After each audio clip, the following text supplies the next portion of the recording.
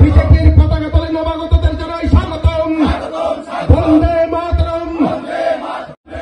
ভারত মাতা কে, ভারত মাতা কে, ভারত মাতা কে, বিজেপি বিজেপি, ভারত মাতা কে, ভারত মাতা কে, ভারত মাতা কে।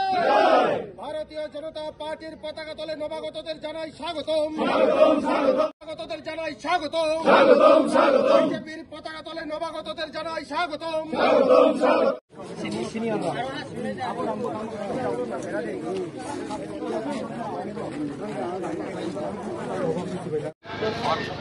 দেশকে এগিয়ে নিয়ে যাওয়ার জন্য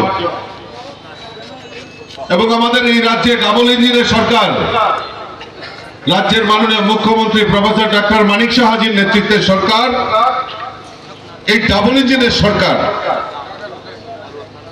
এই সমাজের প্রত্যেকটা অংশের মানুষের জন্য, চাহে গরিব হোক, চাহে শ্রমজীবী মানুষ হোক, চাহে কৃষক হোক, সমাজের প্রত্যেকটা অংশের মানুষের জন্য আমাদের এই ডাবল ইঞ্জিনের সরকার যে কাজ করছেন তাতে মানুষের মধ্যে একটা আস্থা জন্মেছে, মানুষের মধ্যে ভরসা জন্মেছে যে না, এই ত্রিপুরা রাজ্যে সিপিএম নয়, কংগ্রেস নয়, অন্য কোন দল নয়, একমাত্র ভারতীয় জনতা পার্টি পারে এই ত্রিপুরা রাজ্যের উন্নয়ন করতে, ত্রিপুরা রাজ্যের বিকাশ করতে। তাই আপনারা বিজেপির প্রতি আস্থা রেখে আজকে ভারতীয় জনতা পার্টিতে যোগদান করছেন। বলতে 25 বছর এই রাজ্যের কমিউনিস্টের সরকার ছিল। কমিউনিস্টের স্লোগান কি? ইনকলাব জিন্দাবাদ, আমরা খাবো তোমরা বাদ। 25 বছরে এই স্লোগান শুনেছি আমরা।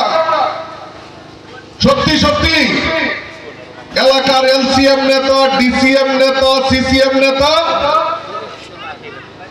তাদের বাড়িঘর উন্নয়ন হয়েছে,